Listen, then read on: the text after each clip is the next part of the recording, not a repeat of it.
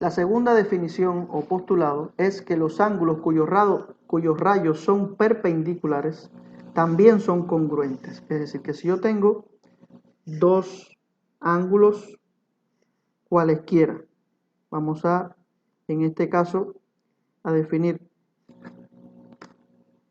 un ángulo de esta forma y de esta forma. Tenemos el primer ángulo y tenemos un segundo ángulo, en este caso de esta forma y de esta forma.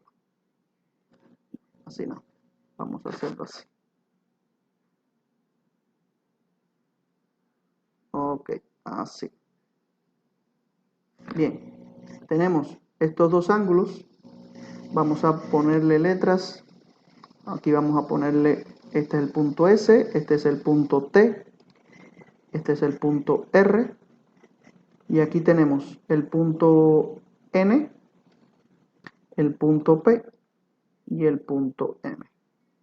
Estos son rayos que recuerden que crecen infinitamente. Ahora bien, si tenemos la garantía de que los rayos que componen a dichos segmentos, a dichos ángulos, disculpen, son perpendiculares entre sí, es decir, cada uno debe ser perpendicular al otro, entonces podemos decir que esos ángulos también son congruentes. Es decir, que si yo prolongara, vamos a hacerlo, esta prolongación con unas líneas más pequeñas. Si yo prolongara esta línea hacia acá, de forma tal que cortara a el segmento TS, y ese corte, esa intersección entre esas dos rectas fuera perpendicular, es decir, si yo tuviera la garantía de que esto aquí es perpendicular, por lo tanto, recuerden que perpendicular significa que se forma un ángulo recto o de 90 grados. 90 grados. Si yo tengo este primer dato de mi situación y tengo además que este segundo rayo, que también lo extiendo hacia acá, es perpendicular con el otro rayo del ángulo, es decir, este que está aquí también es de 90 grados.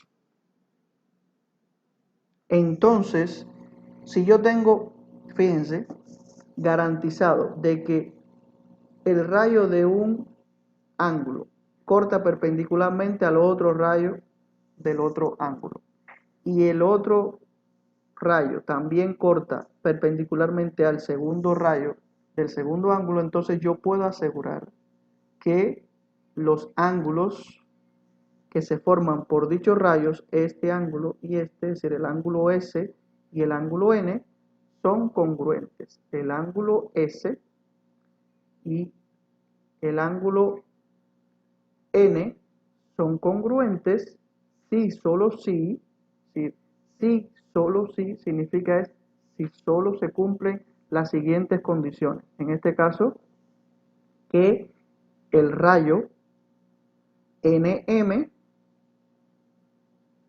sea perpendicular, y así es el signo de perpendicular, una T virada al revés, es perpendicular al rayo SR.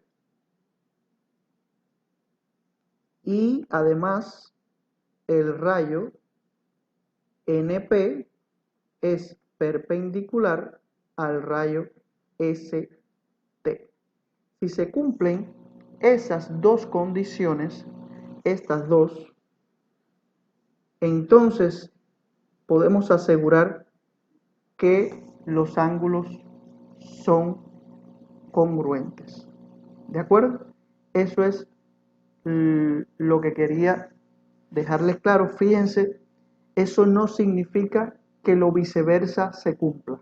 Es decir, yo no puedo decir que cuando dos ángulos son congruentes, siempre los rayos que forman a dichos ángulos son perpendiculares.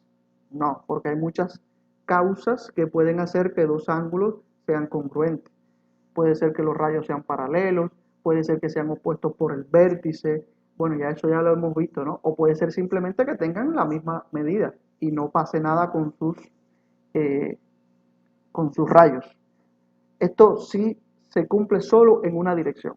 ¿Cuál es la dirección? Que si los rayos son perpendiculares entre sí, entonces sí podemos asegurar que los ángulos que se forman entre dichos rayos son congruentes, es decir, tienen igual medida.